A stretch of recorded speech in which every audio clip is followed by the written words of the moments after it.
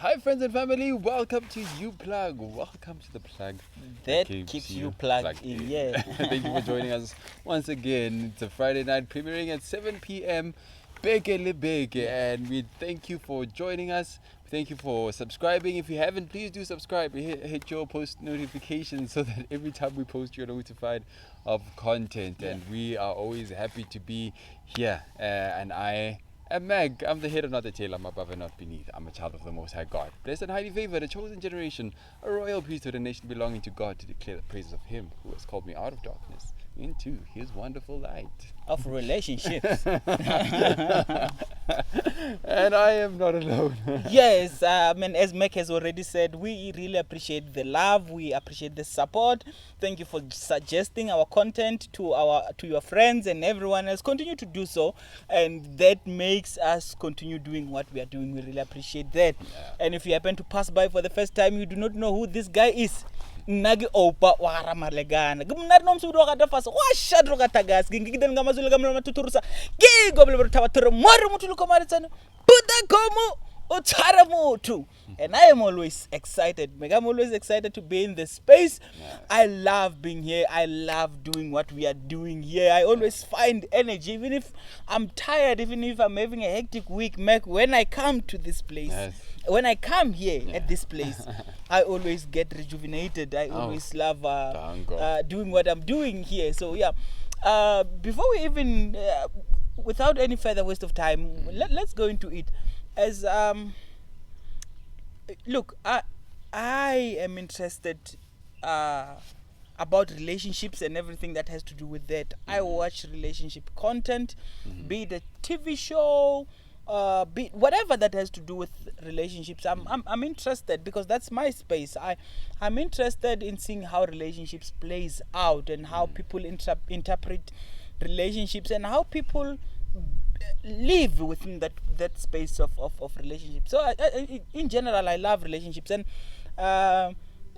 this week I've been binge watching actually Senkatele on Showmax. Oh, danko. Senkatele, it's you have Showmax. I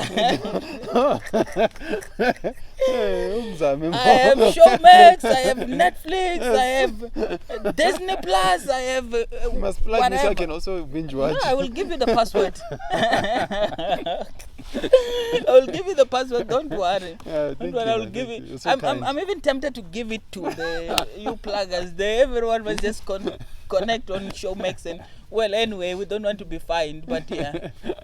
Anyway, so I was watching. So Senkatele, it's a show. I mean, just as the name suggests, it's a Senkatele Zulu saying, "I'm now tired." So this is a relationship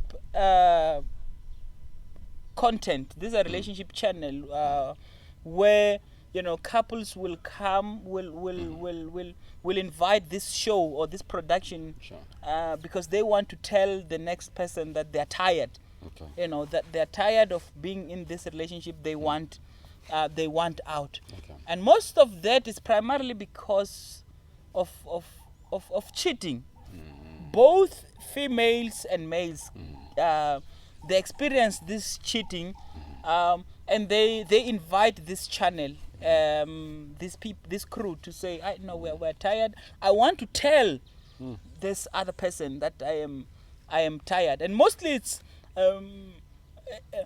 of course there's abuse, there's all of those things, but primarily it's because of cheating. Yeah, one is cheated on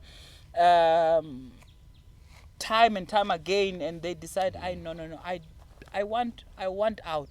So I thought we should talk about talk about this cheating. What is causing cheating, and what do you do when you are cheated on? Because believe you me, that just represents what happens in the general population, in the public. The issue of cheating, be it you're Christian or not Christian, and I've heard that Christians are even dangerous. I hope that's not true. Also, we don't also want to define Christianity based on on its abuse. Yeah. But anyway, it is what it is. They say, hey, brothers in church or sisters on worship team, they're the ones who are busy. Sure. And we want to talk about that, because not only does it affect the general population, it affects people in church, it affects people everywhere. Cheating. I don't know, Mac. Let's talk cheating. Just in your own thinking, what do you think causes that? That's a difficult question. Obviously, we can only assume, or just give our own opinions, because I've not been cheated on, and I did not cheat before, so I don't know. But that doesn't mean I have not been dealing with cases like that, or just observing even in the public. But in your own assessment, or do you even think this is a necessary topic to address? It is. Yeah. It is. I can say maybe even taking it back to the temptation to cheat. I mean, there are many factors. Yeah. But I think one would be, and the reason I'm saying temptation to cheat is because I can speak from experience. I'm not saying that I have, but I'm saying what the temptation to entertain and explore is basically. I think it's basically that you wonder what lies on the other side. That you're not getting here. It's not even to theologicalize it, but when you look at the temptation in the garden where Adam and Eve were given boundaries that you cannot go this far. Sure. And then you wonder what's on the other side. Why can we not? The curiosity to cross the boundaries. Yes. So I would say that is one. I mean, I agree with that. For me, I can even categorize it into two. There is cheating, and not even just to justify it. That happens without you seeing it coming, and I want to justify that. And there's just one that a person just don't feel satisfied by having one partner. They just want to have multiples, and for me that one is immaturity. I don't care how other people classify that. I think for me that's just immaturity. This jumping from so this other one, and obviously we can entertain both, but this other one, this first one, I'm saying something that you not even, I mean, sometimes you can just be an innocent person having a friend or something, particularly a friend of opposite sex, but the more you avail yourself, the more communication, the more it's just builds up. The more you open up to this person and invite them into your space, the more it becomes difficult to let them out. And then that ends up being this entanglement that you can't even define it, and you don't know what is this thing. So there is that one aspect where people would say, no, I did it by mistake. Well, I wouldn't necessarily say it's a mistake, but I would just say that is bound to happen when you open yourself up to someone else that deep. So sometimes it happens because of that you feel so much a part of this person that you don't want to let them go. And then that becomes an entanglement of its own. That also becomes dangerous, because then when you become in a relationship with someone else and you are in a friendship with this other person, it becomes even difficult to walk away from this other person when your actual partner raises a concern that there's a problem here. I'm seeing a problem. It becomes difficult to walk out because there's that deep emotional attachment that is already there, that sometimes hinders this other person also to become that deep with you, and they feel like, someone is occupying my space, and when they try to raise it, you say, but this person is my friend, you found this person here. If I wanted to date this person, I would have dated them. That there's that part that is messy and complicated. It's a lot, and I'm navigating my mind around this, and I want to ask a question, but at the same time, I want this conversation really to go somewhere. It shouldn't just be, talking about it, because this is you plug. We're you plug. We don't just talk aimlessly. Sure. Yeah, sure. But I don't know where this question will lead us, but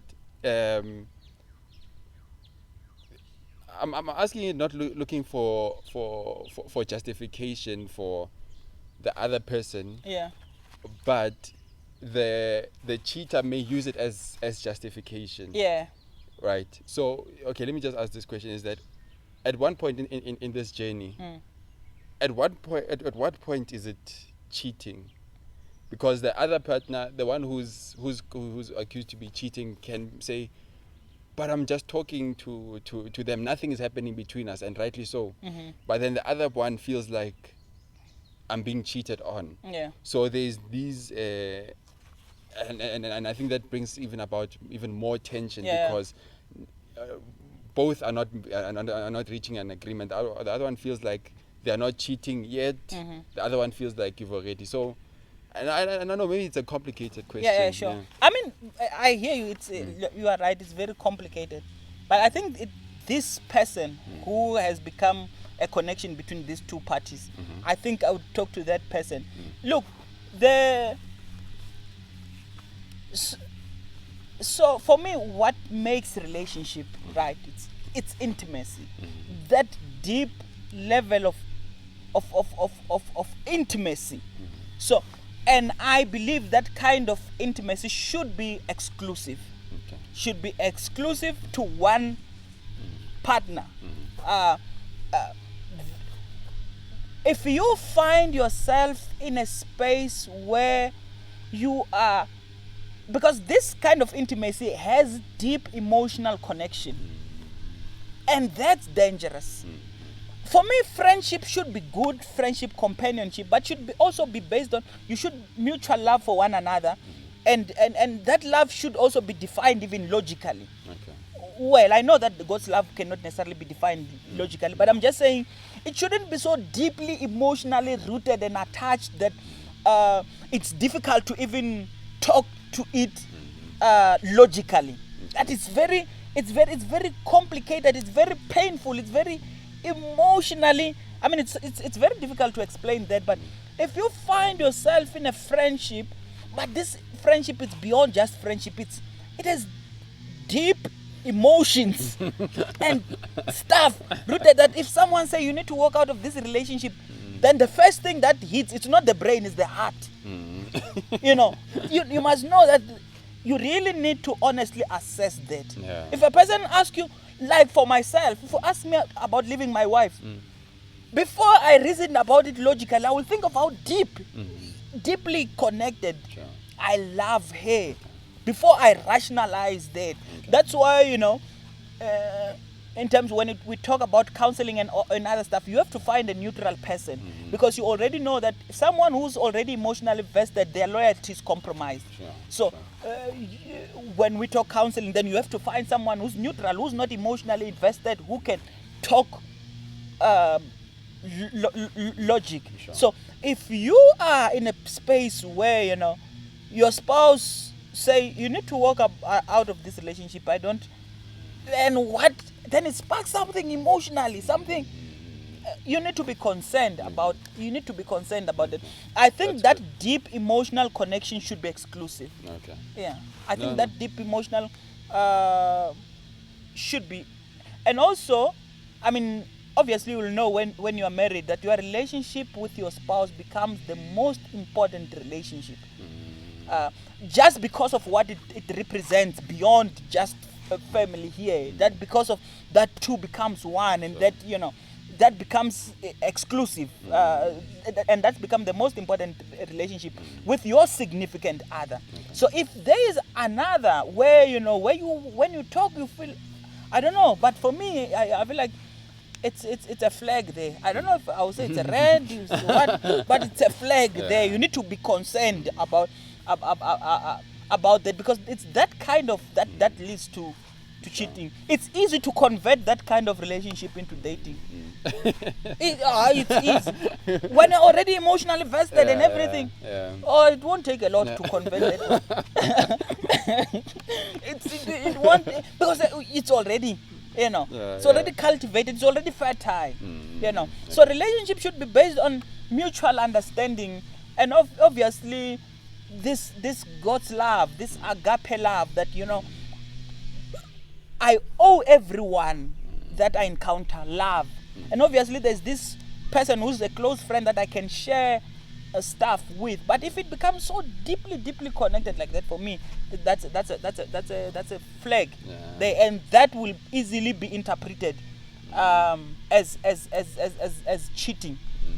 I think that's why partners would be against the besties, having friends of the opposite sex, not just friends, but then besties, because the word bestie just carries so much weight that it's like going back to that exclusivity, that there's some exclusiveness to this relationship with this particular person compared to other friends. So and that's why I see how it can cultivate something special, and then the words, no, it's just my male bestie or female bestie, is just a cover up. Not that they have any intentions, not that they don't either, but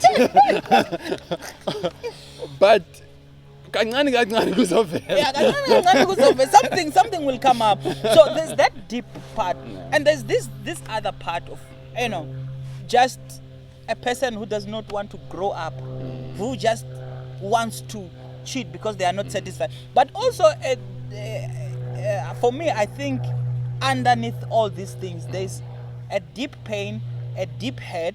Some people prefer to have multiple, I think I've said this before in one of the episodes, prefers to have multiple partners because it's a defense mechanism. At some point they were hurt, and this does not justify. I'm saying if you are hurt, you need to find healing. But people who does not find healing, is what they do is they will be in multiple relationships with no emotional connections or whatsoever. They just use those relationships to get what they want. The minute there's oppositions or there's tensions or there's disagreements, they move out. Sure. It's a defense mechanism. You are defending yourself or your heart from being hurt again, just as you have done in the past. So you rather hold on to multiple relationships. So all I'm saying is, with that, is that's not a solution. Sure. Find healing and love with freedom. Sure. Find healing and love for real. Because if you don't find healing, you'll continue to do all of those things. You have this one, you hold on to this one, you hold on to and you won't even commit. I wonder if people are still watching because it's getting hectic. It's getting hectic. But anyway, it is what it is. I mean, obviously we are not just here to we are here to contribute into society. We are here to offer, to give opinion. We don't just we are here to fix where we can. If something needs to be fixed, if relationships needs to be fixed, we can offer our. Obviously, this is. You take it if it works for you. If it doesn't, it's still okay. But obviously, at the backdrop of our opinions, it's our Christian worldview that says a person needs to be loved genuinely, merely because they are the image of God. They are made in the image of God. They are not anyone's property. So. While we're just in closing, Mac, and I know maybe it's not even closing, but in closing, what should a person who has been cheated on do? What should a person? They're sitting there. They're saying, "This person has cheated on me," just like they're in Senkatele. And obviously, not everyone wants to call TV production to tell the other person that, you know, I'm tired. But if someone has been cheated on, and you know, someone will cheat on and say, no, I've changed and it's okay. And after some time they cheat again, I've changed and becomes okay. You know, what should they do? So you're talking about somebody who has now just found out that their partner is cheated, and they haven't really ended the relationship. They're still there in the middle, trying to. Yeah, they don't know what to do. Yeah. Go for counseling, and I will. They go for counseling when they are in that relationship. When they are, I don't know.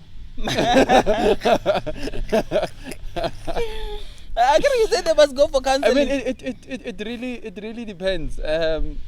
Because I think this is also open ended. I'm you know, now that I'm married, I'm thinking in this side of marriage now. Yeah. Who is this person? Are they married? Are they in a relationship? Is it been 1 year, 2 years, 3 years? Address people who is dating, people who is engaged, and people who is married. Okay, let me speak to the married. The married, they also go there. Go for counseling. The reason why I'm just so lost in my thoughts, there are many scenarios that I'm thinking about. It's difficult really to bring it to one, because I'm thinking, okay, I'm saying go to counseling, and then one would argue it's been so much, it's been repetitive, and this is not the first time, and now I'm just tired, I just want out. And there's somebody who's, it's their first time, they do not know what to do to navigate this. I don't know. I don't know. Leave the married one, because it's complicated. now I will come there. This is where you come in. No, not that this is where I'm coming in. It's where, you know, I don't mind vocalizing my thoughts and be corrected even. It's fine, you know, whatever it is. So let's address the one who's engaged there and the one who is dating. They are being cheated on. Who's engaged and they're being cheated on? They're engaged to be married. Yeah. Okay, I would say express your feelings to your partner. To say this is how you've been hurt, and how this has affected you. And I know that at times it's not even a place where you feel like you want to talk, just to take your bags and leave. But I think just for your peace of mind and for your sanity. I'm really navigating my thoughts. This is a difficult. I've never felt like this on you before. I'll just leave it at that. Vocalize your thoughts, own how you feel, and then express it to your partner. If you want to go out, if you want to begezel, which is not what I would I would advocate for. Yeah. And then does that apply to both dating and engaged? I guess. I don't know. Okay. I don't know. I would really have to sit down and bring my thoughts together. No, I get you. Yeah. No, with that being said, friends and family, thank you for tuning in. The next episode, I'm going to the married ones. I mean, I think with respect to time, I would like us to categorize even the next episode into what do you do when you are cheated on within a marriage space, within an engaged space, and within a dating space, and maybe let's just explore that. For me, if I was to run through it quickly, obviously I'm like you, I need to give it some thought. If I was to run through it quickly, if it's within a dating space and a person is it's showing those tendencies, pull the plug. In dating, dating should not be complicated. It should not endure unnecessary stuff. For me, if it's on dating space and someone is cheating, it's already a red flag. For me, pull the plug. the same would apply on engagement. Establish your boundaries so solid that we know that if one crosses these boundaries, there's no coming back. For me, even on the engagement space, sure. Just because the marriage space can be tricky, because there's a whole lot of things. I mean, divorce is even a long, tiring process. But here, when we have not made lot of commitments, like legal binding and all of those things, well, I think in that space also, for me, I would say pull the plug. Pull the plug, because when you say I do, you are saying I do to that for eternity. You may not be saying I do to cheating, but you are saying I do to this person who's showing this behavior for wire. Sure. So for me, I would say pull the plug even there. Marriage, it's tricky. I'm convinced that there's no way where you cannot, as one person would say, there are no irreconcilable differences. However, for me, there's still boundaries to that. And I mean, I'm tempted to say a person must pull the plug off also, even on marriage. I mean, I know how sensitive that vibe is, especially because I'm a pastor, And you are dealing with a person who's experiencing serious cheating, which then leads to abuse, which then leads to devaluing of life and all of those things. For me, I would say, just before you consider even breaking up, I think for me, space and assess where each person is, sure, and see if they want to continue with this thing. If they don't want to, the one who's cheating don't want to do their part in terms of fixing their behavior, for me, I would say pull the plug off. But I would like to entertain this thought further on the next episode, and we talk cheating for real in terms of married, engaged, and dating. And guys, this has been intense. But we would like to hear your views on the subject. What do you think? Have you been cheated on? How do you navigate that space? Have you cheated? How did you make your comeback? What's happening there in that relationship? So thank you very much for tuning in. We hope that this has just helped us to think deep about these things, and maybe helps us to kind of make certain decisions in our relationships as well. So thank you very much for tuning in. Remain plugged, remain connected. Two of us. Ciao. Ciao.